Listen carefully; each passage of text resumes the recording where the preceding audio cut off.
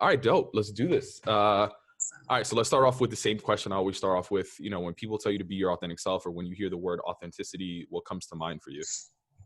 Yeah, I've been thinking about this a lot since we last spoke and listening to some of the podcasts you've done and just hearing back. It's like, I want something original, but it also has to be true. And so what does it feel like to me? And I think for me, it's about belonging to yourself more than anyone else. You know, as Latinos, we play roles for everybody. I mean, you're a sister, mother, partner before you're anything for yourself in most of our families and our cases. And then we come into the workplace and it's like, oh, and also you're these 7 other roles and a champion for Latino culture on whatever team you sit on because you're the one and the only. And so I think there's a trap that we fall into when we first get into the workforce where we kind of forget that we are allowed to belong to ourselves first. 100%. I mean, at home, I'm still my mom's translator. I'm still my mom's IT person. I set up her Facebook profile the other day. It's just like so many roles that we have to play. Exactly, right? They're like, well, this isn't working. Why not? I'm like, honestly, I just unplugged it and plugged it back in. I don't know what happened. Like, you could have done this.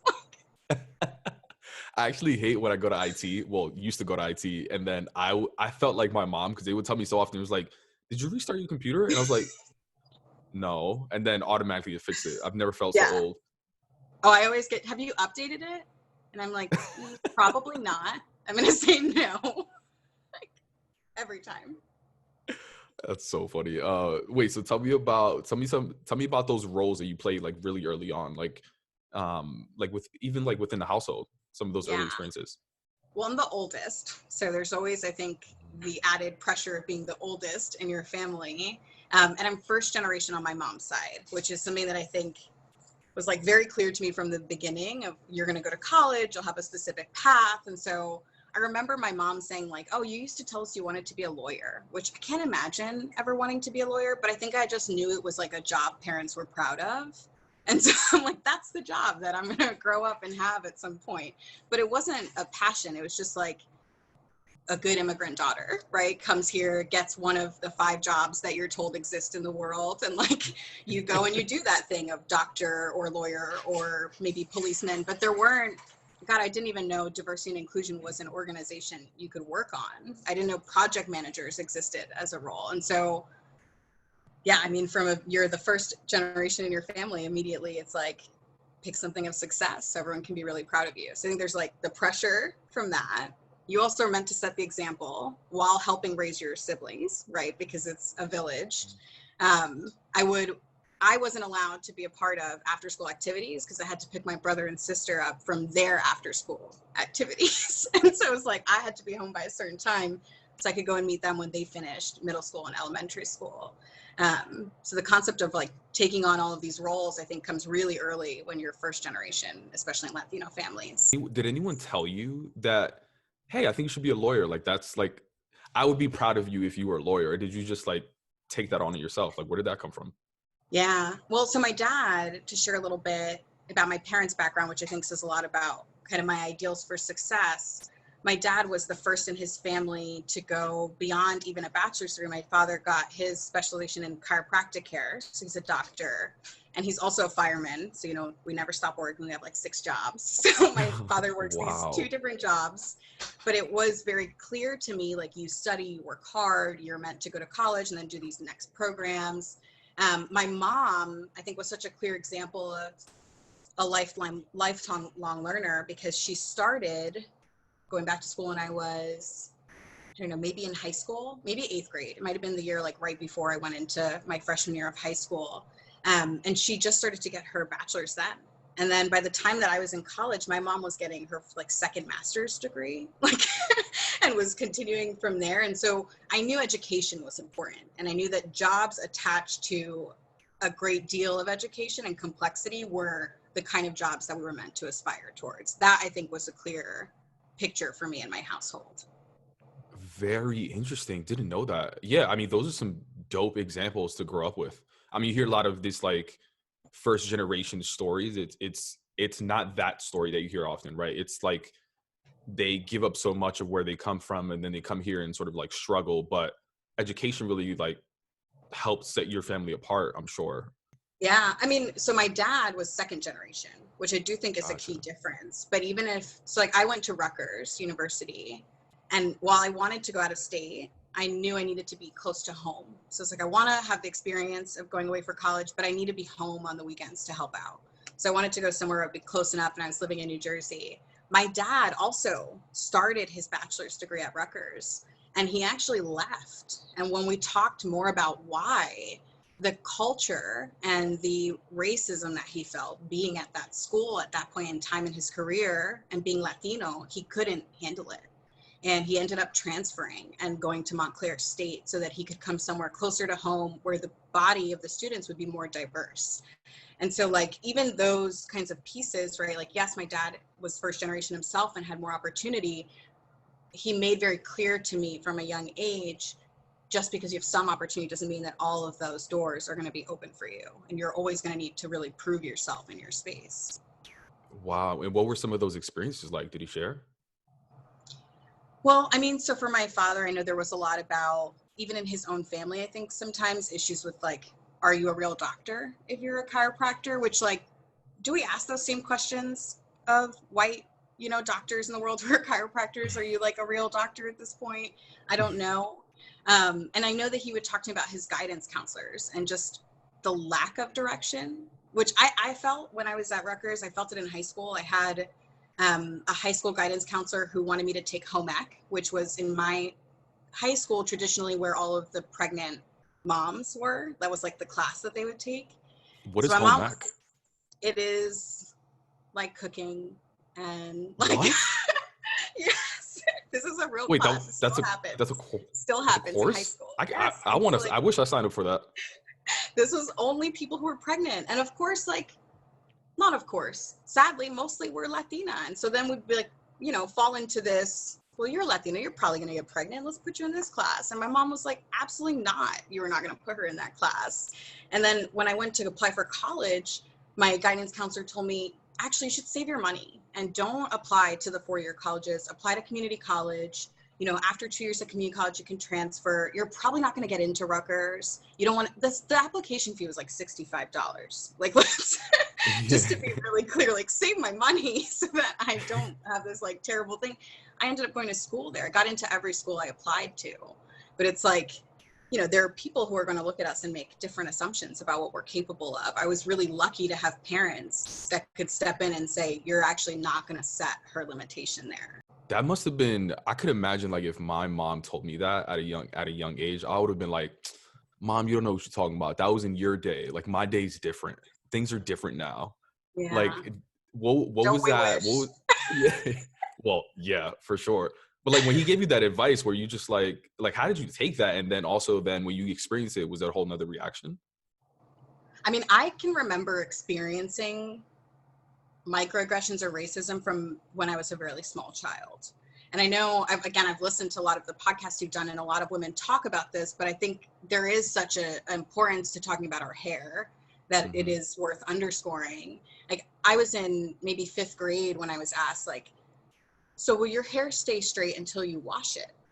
Because I had straightened my hair for picture day, because we all do. And so then I was like, oh well, yeah, until I wash it, it'll be straight. She's like, so your hair is just dirty every day that you come to school otherwise. I was only in elementary school. Like, to be so young and to start hearing that about yourself, and you're like, okay, you're starting to internalize some of those things. I can remember my mom, if you met my mother, just to caveat, she looks like a senator's wife in that my mom is always classy, dressed to the nines, like always hair in perfect place. We are not the same in this. I'm like most often in a t-shirt, but she's just very classy and elegant. And we would go in stores and be followed. And it's like, what about my mother and the way she carries herself makes you assume that she's stealing? And my mom, thankfully I got to experience a woman who called people out for that and would ask directly, are you following me? I'm a card member at this store. I shop here every, like, she wasn't afraid to call that out, but I experienced it. We went, when I was in high school, and we looked for jewelry. I remember being in a store and they followed us, and I really wanted something from that store, but my mom was like, no. Like, if people treat us like that, we don't contribute to their business. If people make those assumptions, we're not going to be shopping there. And in the inverse, they also taught me a lot about how to show up, which has a benefit and a curse, right? So that I Yeah. could assimilate into different places and people weren't going to call me out for certain things. My dad was very clear of like, you're not going to wear ripped jeans. There's not going to be holes in your clothes. I don't care if that's in Mm-hmm. style. Like you're going to look a Mm-hmm. certain way when you show up places. My mom grammar like was ingrained in me as a child. I don't call my mom ma. That would like not have flown in my house at all. That is your mom. Talk to her in a certain way. But it was really clear to me like, hey, the world's going to be very hard. You're seeing it firsthand, even as a small child, right? You do start to pick up on those things of like, things are different for me than they probably should be. And then also they were like, here are some of the things I think that are going to help you. And Yeah. while some of those practices I think now might feel outdated to me Mm-hmm. because I'm no longer in a place, I have the privilege of not needing to assimilate in every room I'm in, which my mom didn't have. You know, that wasn't a privilege afforded to my parents and their generation and in what they were trying to accomplish at the time that they were trying to accomplish it. Yeah. That reminds me so much of my grandfather. I mean, I say this all the time, but like he used to go to his friend's house for a drink, like on the weekends, right? Like on a Friday. And it was like an apartment. It was like 4 people max, just a bunch of bros getting some drinks, you know what I mean? And he would go in a full on suit with like a top hat, like feather in there, and like dressed to the nine, like to your point, right? Like he's running for office or something, right? Mm-hmm. And I would always wonder, I'm like, why are you doing that? And he would always tell me, not exactly like this, but long story short is like he wanted to present a certain image of himself so that people don't automatically judge his character. You know what I mean? And he always ingrained this idea of like people's perceptions of you is like the first thing that they see is that's how they're going to judge you. He will often tell me, not necessarily ripped jeans, but for guys, I was into hip hop, so he'd be like, do you see CEOs wearing do-rags? Do you see presidents wearing do-rags? No. Do you see them sagging their pants? Do you see them wearing X, Y, and Z? And he'd be like, no. Tattoos?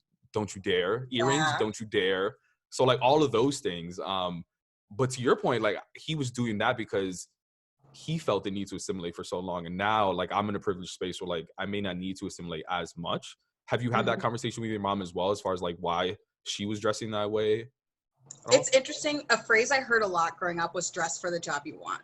Like that Yeah. was kind of the way that my parents gave that message, right? And so then Yeah. that made sense to me to a point. I worked out of college at a trading firm. Everything's very Hmm. hierarchical, right? I had dressed in a dress suit every day, heels, makeup done. I remember I used to wear in the winter, I just started working in New York, like leggings underneath my pants because I was too cold and I wasn't used to like being outside all day long. In New Jersey, we drive everywhere. And so Hmm. my boss came in the bathroom one day and I guess she could see I was like changing something underneath where it was open. And when I came out, she was like, what are you doing? Which also like, did you need to ask me? In the bathroom, Like, couldn't it be why are you private? looking under the stall? Yeah. Yeah. And I was like, oh, I'm really cold. So I wear leggings like to keep myself warm.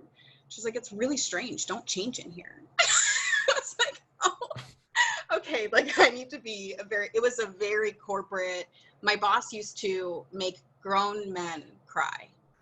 And anyone who had to give her bad news was like really nervous and anxious and like did not want to have to deliver that to her. So it was very, very tense, like go and work for her and have that experience. But I had to be, again, like dress to the nine, you represent the company, like you need to do things a certain way. I hated that job. I was there for 1 year.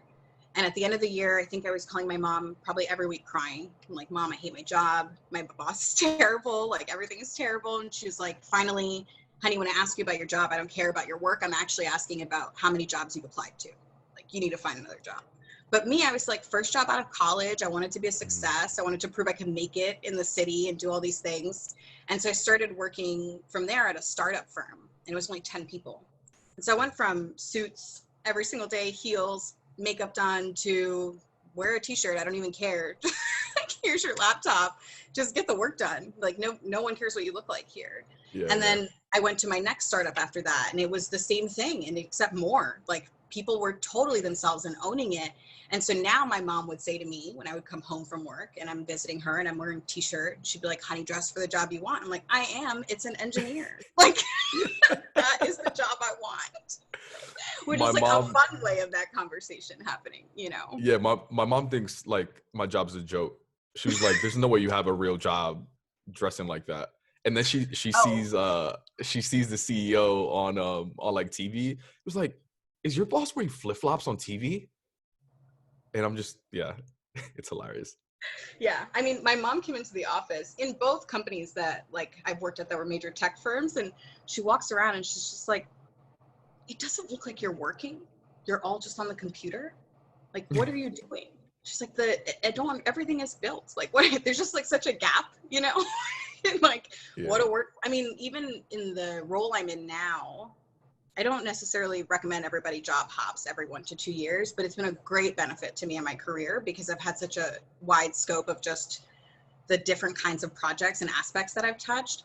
For my Mhm. mom, that is terrifying. And every time that I've come home Yeah. and said, I got a new job, like while you think your parents are going to be excited, my mom's like, what was wrong with your last job? You're always doing this. Like, just put your head down, keep one job, Victoria. You don't need to keep switching. They're going to think that. I'm like, who's going to think? I Yeah, don't yeah. understand. This is a benefit. I got a better job. And it's just, it doesn't make sense to them. You know, they're like, that's not for them to stay in one job and me job hopping. It doesn't make sense. I'm like, I've had such cool experience because I've been able to work this way. And that's, I mean, probably something my mom and I won't see eye to eye on immediately, but eventually might make more sense. Oh, my mom is the same way. Like, I recently told her that I'm gonna switch jobs, and yeah, her whole thing is about like the idea of loyalty, and like she stayed at the same job for like 20 years, and then I was like, all right, mom, well, like, how much increases did they give you pay wise every year? They was like, oh, couple here and there. Like some years she didn't even get a pay raise. You know what I mean?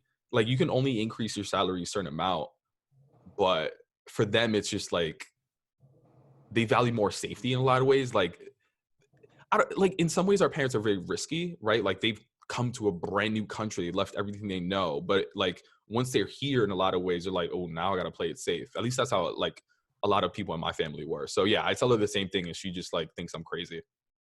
I feel like there's a lot of like, put your head down and just don't Mhm. fuck it up. Like, you Yeah. know, like I feel like there's a lot of that we're lucky to be here sentiment that happens in our community. And it's Mhm. interesting. I sit on kind of like a, let's say volunteer, because it's certainly not what I'm paid for, but a volunteer committee that focuses on Latin careers in the workplace. And we talk about like, hey, what are we doing to really help fill the gaps for our community? You know, I took a certification course yesterday. We're talking about organizational theory. Like I've never heard of these things before. And yet everyone else in that room was like, yes, organizational theory. Yeah. that's the next thing on this list. I'm like, I don't even have this kind of training to be coming into it. But sorry, I just got lost in that quick thought because I thought about the certification course. So where were we just going down? Oh Um, man. being risky, our parents being risky, Oh, and our but parents. they're Okay, playing it. so Yeah, there's this idea, right, that they come here, they do risk it all, but then we're like, we can't lose this opportunity. We yeah. got this. We should be so lucky. And then I Mhm. sit on this careers committee, and it's interesting because you would think, oh well, all of these people are already pretty far in their career. We must certainly know our worth, certainly be comfortable saying that we belong here. Like certainly all of us know that we're not lucky to be here. But when the pandemic hit, the immediate conversation in that room was, I feel so lucky. I feel Yeah. so lucky to be here. I'm so lucky I still have a job. I'm so lucky. And I'm like, I want to challenge all of us for a minute. Why? You know, at a time where there's such a focus on diverse talent, because that is the way that you build the best products, hands down. All the other warm, fuzzy, this is amazing, incredible work aside, this is how you build the best products. Like, that is what is most important. And then we look at just what is happening throughout these organizations. It's just, we're not, I don't know, it's like we're not ready as an organization because we're saying diversity is important, and I think it is. I think everybody cares about this, but when we actually say, what do people need, where are the gaps, how can we lean in, right, we often end up in this place of like, don't you have enough? Like, we already gave you all these things and you have this job and you have these resources, can't you find them yourself? Like, can't you figure this out on your own? And so we then are like, oh man, I'm lucky to be here, I just have to figure this out and catch up to everybody else.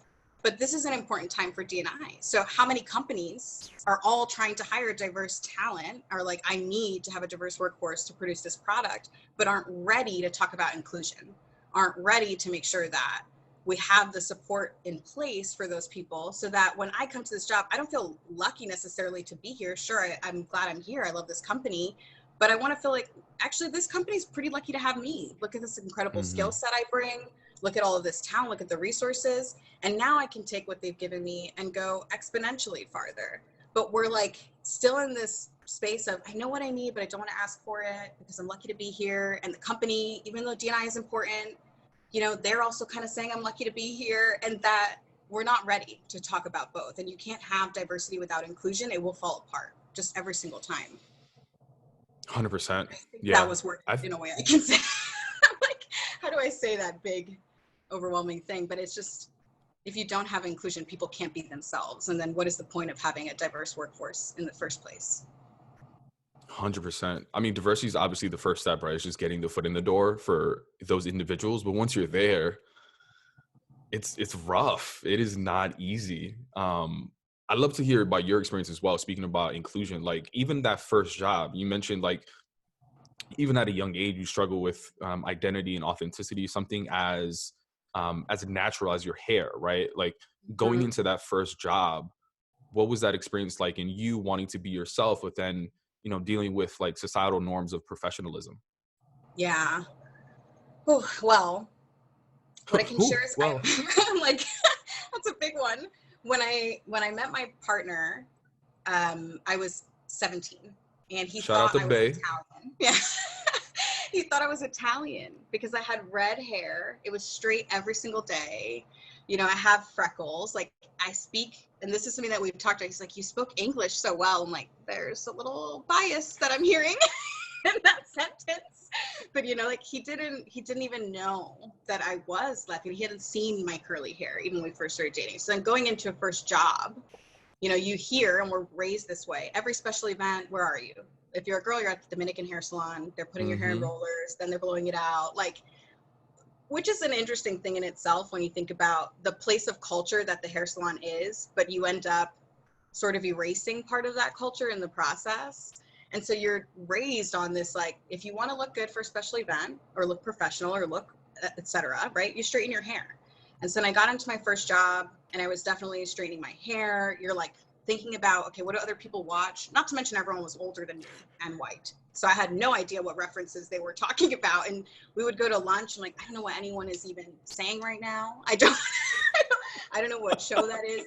I'm going to be honest with you. I've never watched Seinfeld, not one episode. I don't know anything about that show.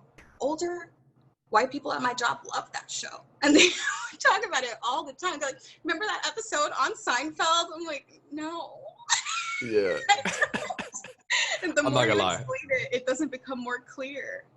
I love Seinfeld. That's one show I actually really love. But I get it though. There are certain things, especially those lunches where you're just like trying to join on a conversation, What but you do I say? can't. Yeah, I get it. Well, and then it was interesting. I went from that to a startup. We were like, I think I was employee 150 when I joined that company, and I stayed through an acquisition with through going to over 2,000 people. And so I saw us trying to build culture and wanting to be inclusive because we're a startup. And so we had employee resource groups, but we didn't know how to use them. So we were an e-commerce platform. Mhm. And one of the things that got raised was like, hey, you have all your Spanish food listed as Mexican. Like, that's not factual. These are not all Mexican cooking ingredients. They are from other cultures in the diaspora as well. And so, like, then there was an opportunity. Okay, how can we come in and bring this feedback to the business and actually say, hey, we took a look and here's some of the things that we're finding. And they were like, all right, help us find more things, which was great. But you also run the risk of becoming like, you know, the token, we take it to this group and you tell us how it's going to land with all of your community. And we're like, okay, well, we're a subset of a Mhm. really large diaspora of what the Latin community actually includes. So we can give you some advice, some perspective, but we can't give 100% of what employees might feel. And then for me, I played a very interesting role because I was launching the employee resource groups with one of our coworkers. And so it's this space where you're trying to give everyone else room to talk and to Mhm. be inclusive and share, but you need to be very aligned to leadership. And so there can be like a very big disconnect. And for me, this came to head when I was doing university recruiting. What I'll share is our practices were not as inclusive as they could have been. And we did need to hire, I don't know, roughly like 400 people in the time that we were doing this. And so we were like, okay, we need referrals. We know referrals are the place we're going to get talent. So we said, awesome, let's do a referral drive. And we did the referral drive. And my boss at the time told us anyone who's not at a top 10 university on Business Insider's list, take them out. And so we're Wait, like, so I'm sorry. I'm exactly, a sorry. referral This drive. I'm sorry. Like you hear about these things in articles and all of this, and I'm just like, They're no, that doesn't real. They're that real. what? And also, just to mention, the Business Insiders list, it takes things into consideration, like what kind of meals are served, what are the dorm halls like. Like, it's not industry specific, it's not course load specific, it's not expertise specific. And so we would have these discussions, and we're like, okay, well, you asked for a referral. We've already cut so many of the referrals. You want to do another drive? Nobody wants to contribute because you didn't even call the people that they recommended last time. Like, why would they want to send someone else? What are you going to tell them? You were good enough to be here, but none of your referrals are. Like, that doesn't make sense, And then we weren't recruiting at local schools. We weren't going to Stevens, which was up the street. Our chief security officer was a Stevens grad, and we weren't recruiting there. Like, there were all of these little pieces, and I found myself sitting where I'm like, I represent my employee resource group, and I want to represent their interests. But then I also work on the recruiting team, and we're talking about strategies that don't actually benefit my group, but you want me to liaise with them to get referrals so you can try to pick out the 10% of those maybe that are good enough for you based on criteria that doesn't tell you anything about a person's success in the role. She wanted us to collect SAT scores. And at that point, I started looking for a new job. Because they're really, when we say SAT scores, right, it's actually, let's weed out more of the people who didn't have access, right? Because you're already gone through 4 years of college. Your SAT score shouldn't matter. For people who are in socioeconomically poor situations, not just Latinos, anyone who's socioeconomically in a bad space, you're not taking the SAT 7 times with a prep course and waiting until you get, right? You have a waiver, you get to take it once, maybe twice. You didn't take a prep course. If you did well enough to get into that school, you're probably much smarter than your counterparts who had tons of prep. Yeah. The idea that we would use that to delineate talent, to me, is an example of how we continue systemic racism in some of our practices without being able to pinpoint that's exactly what's happening. Yeah. 100%. Thank you for sharing that. And it's crazy too, because so much pressure, I believe, is placed on recruiting and the recruiting org and HR. But what people don't realize is that, I mean, in that same example, you're handcuffed, right? It's like you're given these very strict you gave them an ocean full of talent, and then they were like, no, let's shrink this down based on this criteria that doesn't make any sense. And it's so interesting. Oh, go for it. Sorry, I was just going to say, even to that point, like I shared earlier, I picked my college based on how I could be closest to my family, which I assume a lot of Latinos do, right? We're not looking at we want to go to good schools, but if it's nowhere near our family members, we probably didn't go there. It doesn't mean we weren't good enough. It doesn't mean we're not as talented or as bright. It just means that we had different priorities than maybe our other, classmates did. Yeah, I have a bunch of friends that, I mean, it sounds like you did that on your own. You made that decision, not on your own, but you willingly were like, I want to do this. I have a lot of friends that, especially women, their family tells them that they cannot go away to school. And in many ways, sort of push them to make that decision for them. Not that they couldn't go. They're certainly qualified, but they feel that pressure to stay home just for family as well. So yeah, I've definitely heard those stories. I mean, I just moved across the country, and my grandparents, even up to the day before we were leaving, were like, I don't think it's a good idea. Just, I think you should just stay here. You don't want to go there. I'm like, I mean, the box is packed. We're going in the morning. But there is an idea that you don't leave your family and you stay close to your family in case they need you in our community. Yeah. I think what's also just is driving me crazy in my head right now is the fact that organizations in that example, right, instead of hiring a product manager from a diverse background or product managers from diverse backgrounds that they can tap into and say, hey, look at our product catalog and do an audit and say what's wrong with this. They put on extra work on an employee like you that's already doing extra work, that's leading an ERG, to now be a product manager, and you're not even getting paid for it. You know what I mean? That is ridiculous. Talk about right? Yeah. The double tax that we play, that we end up paying being Latinos that are successful. It's like, I do think, I will say in my role, I have the luxury and the benefit of being able to focus on D&I. Like that is 100% of what pays me to do. And I love that that is the case. I, on top of that, still volunteer my time to work on things that are community specific. And I have been told, like, do you need to be doing all that? And I think in some Mhm. rooms, people are like, give it to someone else. But I'm like, hey, I'm on this committee. No one else is raising their hand. And if it has to be me that raises my hand again so that 7 other people know they're allowed to raise their hand after me, then I will do that for now. Like if I have to make people slightly uncomfortable, my manager often says I'm provocative with the kinds of questions that I like to ask. And I'm like, I need to make somebody uncomfortable asking these questions, doing these things, taking on this opportunity so that the next person's not uncomfortable. So that they feel like, oh yeah, of course I have a seat at this table. Like, of course I get to ask these questions. And so then we get stuck in, do I fight for someone else to do this? Or do I pave the way for somebody else after me to be able to do this in a firm, like specific role, rather than being double taxed in the same capacity? It's interesting. I'm a big believer that like leadership is about the doors you open after you for other people and not about the one you've opened for yourself. So that's at least something I've taken on, and I know I've taken on as a double tax. Fuck. God. It's so true. And I'm sorry. I'm like almost getting emotional because like I've felt that double tax before, but I mean also you're just dropping so many bars right now. Um It's, yeah, you know, what's yeah, sorry, go interesting for it. for me? No, sorry. I'll just share. I can remember when I was at, I was trying really hard to build the D&I function out with other coworkers. It wasn't 100% on me, but we were startups. That wasn't the priority. What they did let us do is go to functions and like, hey, go and learn what the best practices are, bring them back. And I remember being at a conference. I think I've told you this story before, and it is something as simple as hair, but it makes such a difference. The woman on stage had beautiful curly hair.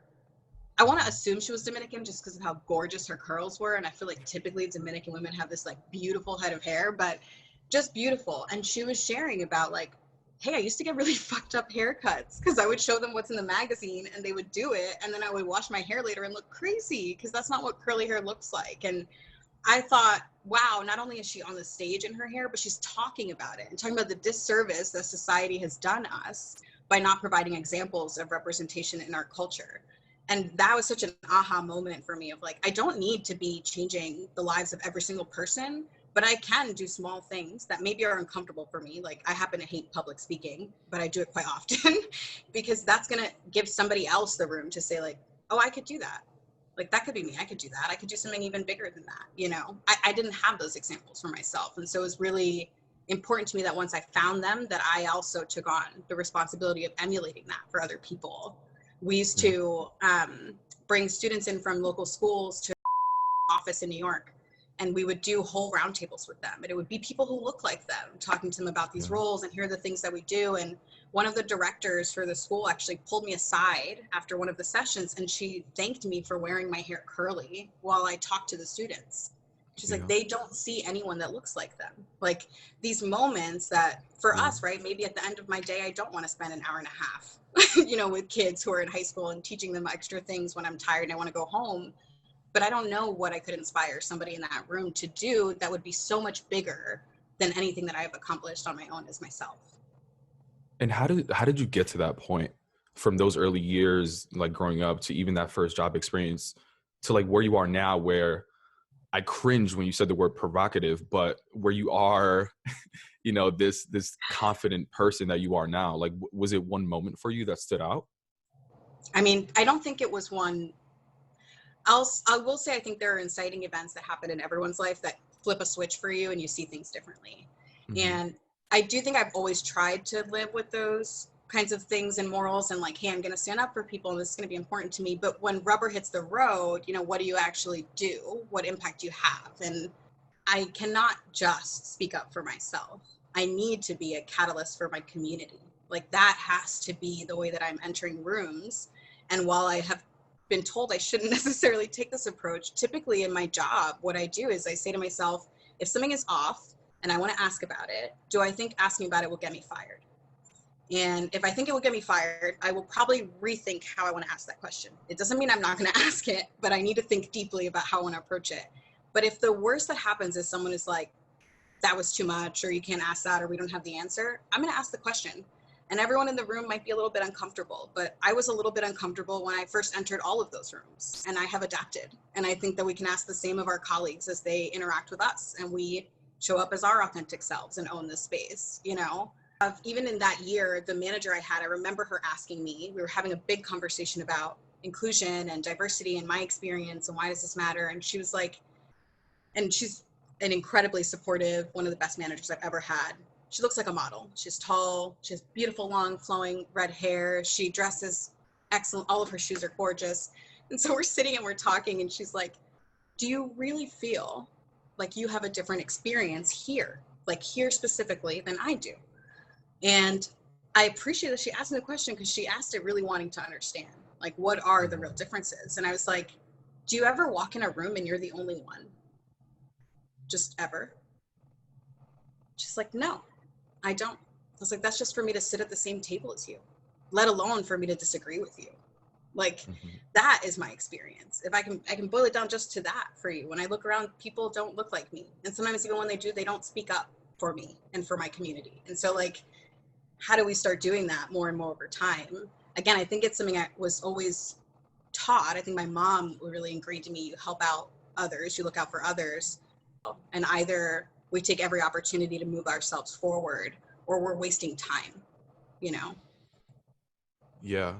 No, I appreciate that. And yeah, like, you can't control other people's perception of you. Like, you can dress up like your mom, like you're running for Congress, right? And people will still have a certain perception of you, but all you can control is how you show up, right?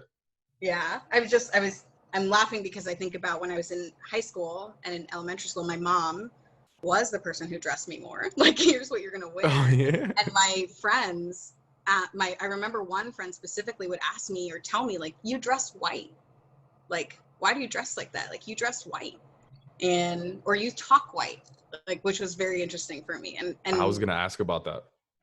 oh my goodness. I mean, so one, the dress white, I'm like, did I miss some kind of sign outside the mall that said, like, no spics, or like, what? Why can't what are you all talking about, dress white? Like, you all own a certain store, or like, what is the concept here? I don't like, it just didn't make sense to me. It does now, obviously, but as a child, this is just my clothes. Like, this is what my mom bought. What do you mean? Like, what's wrong with this? And then speaking white, I mean, that's just the part that's like deeply, deeply offensive, right? Is the like meme or the idea that we're not intelligent enough to speak the English that Americans speak.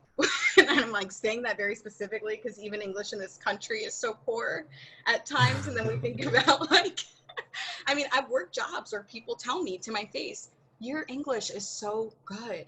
Like, like, well, it's the only language I speak, so I hope so. Yeah. It's like they, like, if you don't speak like Sofia Vergara, then in Modern Family, Exactly. they're just like everyone's like, image of what Latinos sound like. right. Yeah. And how have you gotten over it? I mean, you probably still get some of that till this day, right? Like, people are surprised about, like, quote unquote, oh my gosh, she's so well spoken. Mm-hmm. It's an interesting one. I will say the well-spoken piece, I've learned that people underestimate me. And I like to think that I use that to my advantage. What I do think is interesting and gives me pause is when I come into a new role and people are blown away. And I don't mean that to compliment myself, but I know my own gaps. And so I'm like, I know I'm good at my job. I wouldn't say I'm at mastery, right? I think you need a certain number of years of experience and practice before you can say mastery. So when I come into a new space and people are like, this is amazing, there is a part of me that still wonders, amazing or amazing for me? Like, when you say that, what do you mean it with? Like, are you still surprised because I can put words together? Or is it, this is actually amazing work because I've grown up hearing, you know, you speak really great English, or like, you're so well spoken, or, and then the flip side of that is like the provocative piece, which I know you're like, I cringed a little earlier. I mean, I recall I had a manager and I was leading a body of work for my team. And it's one of these things where like multiple teams might be working on the same project, but it's a little bit different depending on each team because there are nuances. But we wanted to standardize some more of what we were doing. And I'm sitting in this meeting. This person is clearly trying to own the work. Like it's very important to them that they're going to own all of this work. I don't care who owns the work. I care that it gets done. So we're sitting on this call and he's like, I think we should meet every week for an hour. I was like, sorry, what do we want to meet about in that hour every week? It's like, oh, just to check in on X, Y, and Z. And I was like, okay, can we maybe have a standing meeting that we agree we'll cancel if we don't have an agenda? Like my team is behind on their goals. We have all these projects. We just can't commit to a weekly meeting that has no agenda. Just like that. It's not, I don't mean it to be offensive. It's just, this is what I can and cannot commit my team to doing. And we left that meeting. I thought it was a fine meeting. My manager pulls me aside during happy hour that day. And she's like, I got to talk to you. So I was like, what's going on? So she's like, I got some feedback on you today. And I was like, okay, like, what did you hear? She goes, I heard that you were being really aggressive in the meeting. And I was like, you heard what? And she's like, yeah, I heard that you were being really aggressive. You didn't want to collaborate. You didn't want to be a teammate, all these things. And I'm just like trying to, first off, I was still trying to figure out what meeting she's talking about. Because in my mind, like everything was fine that day. So I'm like, what meeting? Did I tell somebody off? Like, I can't remember. And so then she tells me which meeting. And I was so surprised. So I was like, I'm sorry, they used the word aggressive?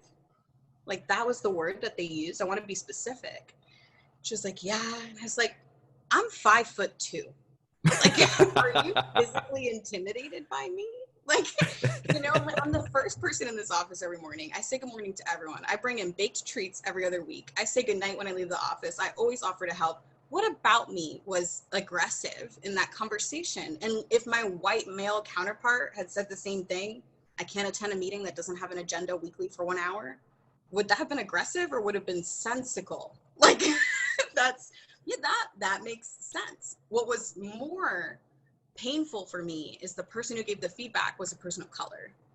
And that hurt me in a different way. I felt like I already know that white people often use this word to describe us and there's bias attached, but hearing a person of color call me aggressive as feedback to my manager, not that they gave me, right, but went to my manager about, it's like, that doesn't sit well with me. And so I had to leave that day. Honestly, I was not in the space to like have a conversation. I was like, I'm going to go home, come back tomorrow.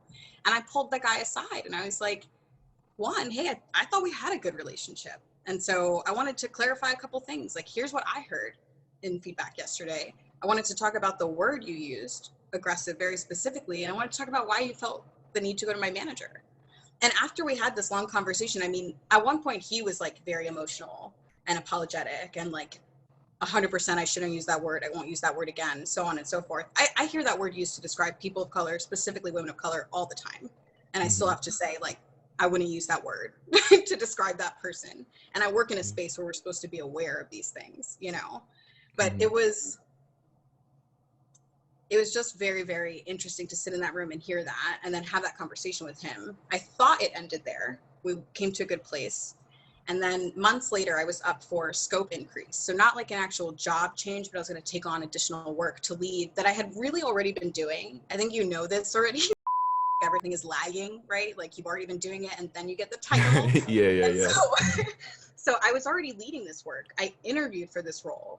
And at the end of my final interview, the person was like, 100%, we're going to give this scope to you. I had mapped a plan for the half. Here's how I'm going to mentor everyone in this program. Here's what's going to happen for them. Here's what we're going to deliver. I came around the next week and they announced someone else. Wow. And I was shocked. And so I went back to that person and I was like, hey, can you give me some feedback? And she's like, you really should talk to your manager. So I talked to my manager who left the company like a week later, but she tells me, well, you know, I wasn't sure you were ready for this kind of leadership given some of the feedback that we've gotten around how you can be aggressive. And I was so taken back because it was months later and it's something that I resolved that like was brought to my attention. I talked through, it was resolved. We felt better about it.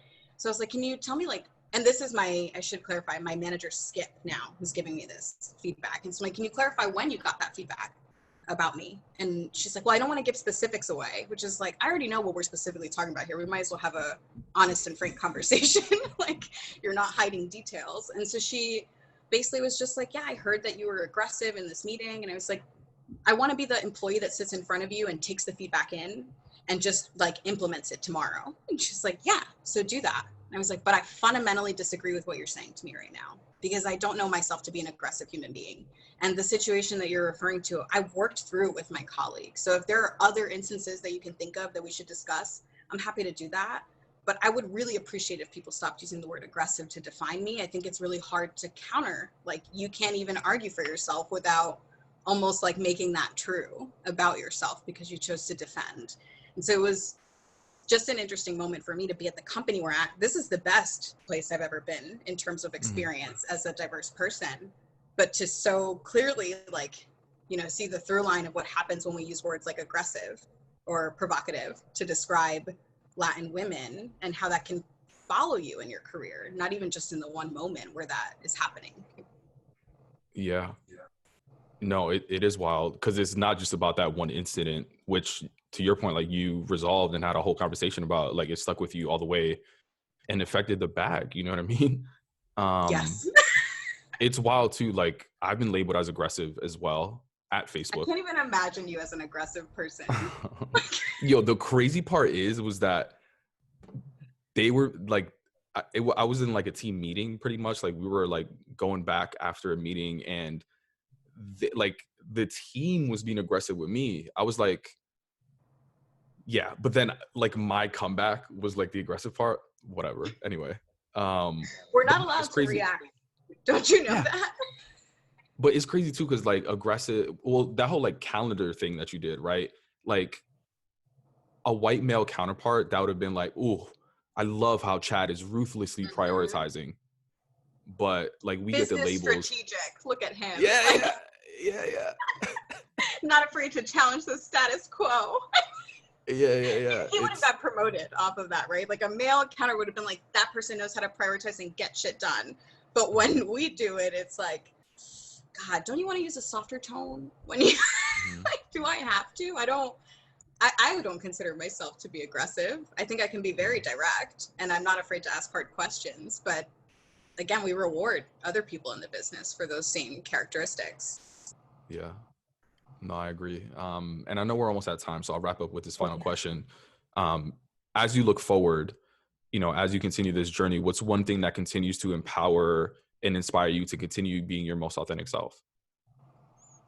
Yeah.